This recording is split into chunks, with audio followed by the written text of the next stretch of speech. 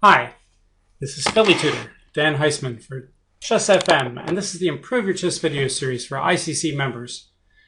In today's video, we're going to look at a game that was played with a very interesting opening. It's a 45-0 game. Zero increment games are really race conditions. They don't do that in serious tournaments anymore. Back in the old days, you always got more time if you made so many moves, and when they made sudden death a standard, it took them a few years, but then they realized they had to have time delay or increments. If they don't, when you have these 45-0 games, it's possible to get to a position where both sides are so short of time that neither side can make the other side. It's just a question of who's going to run out of time first, and then it's just a question of who can make the fastest moves legally. It makes no difference how good the moves are. And that was never the intention of chess, is to get to those kind of positions. As I said, it was impossible to do that back in the old days when there was no sudden death.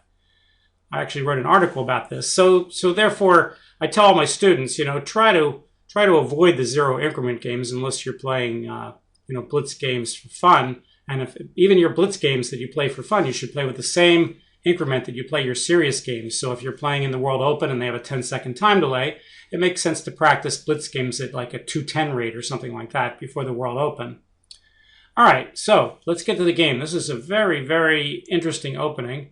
It's the one I recommended to Howard Stern to play for black, and it's the one that Andy Solis recommends in his book, Grandmaster Secrets Openings, as being a very tricky opening. And this is the Riga variation of the Ruy Lopez. All right, so we see the Ruy Lopez in front of us. E4, E5, knight f3, knight c6, bishop e5.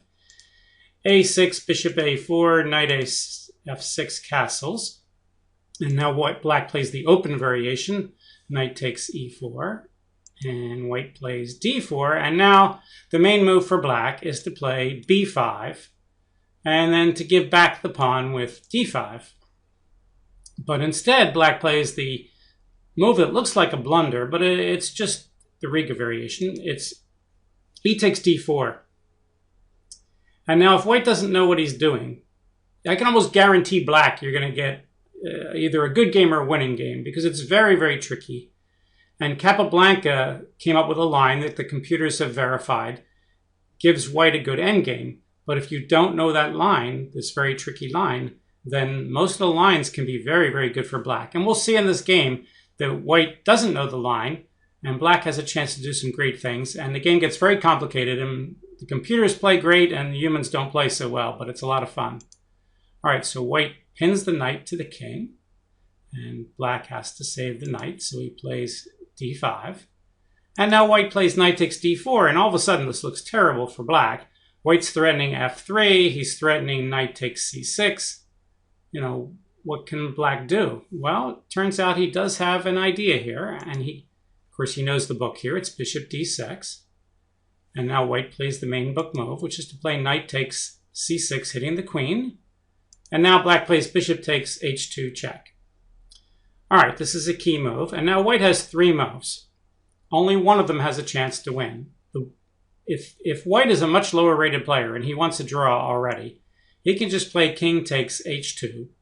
And now queen h4 check, king g1, queen f2 check, king h2 or h1, queen h4 check is an immediate draw. I actually once fell into that in a simultaneous. I was embarrassed that I had forgotten the analysis myself, but after that, subsequently, I learned it a lot better.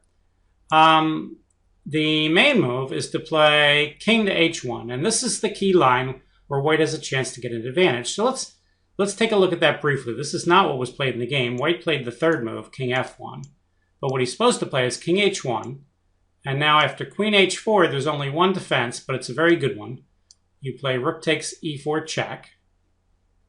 Black takes with the pawn, and now you trade queens with queen d8 check. Queen takes, knight takes d8, discovered check. King takes h2.